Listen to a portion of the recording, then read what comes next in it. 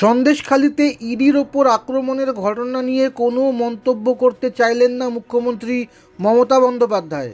সেখানকার তৃণমূল নেতা শাহজাহান শেখকে নিয়েও তিনি কিছু বলেননি। এ প্রসঙ্গে প্রশ্নের জবাবে তার সংক্ষিপ্ত জবাব, তদন্ত চলছে, আমি কিছু বলবো না। সন্দেশখালির তৃণমূল নেতা শাহজাহান এখনও নিখোঁজ। রেশন দুর্নীতি কাণ্ডে অভিযান চালাতে তার বাড়িতে গিয়েছিল কেন্দ্রীয় তদন্তকারী সংস্থা ইডি। সেখানে গিয়ে তারা বিক্ষোভের মুখে পড়ে। বিক্ষুব্ধ জনতার মার খেতে হয় ইডি আধিকারিকদের, তাদের হাসপাতালে ভর্তি করতে হয়। সেই ঘটনার পর থেকে তোলপাড় রাজ্য রাজনীতি। ইডির উপর হামলা এবং দলীয় নেতার দেখা না পাওয়া নিয়ে তার বক্তব্য জানতে চান সাংবাদিকেরা।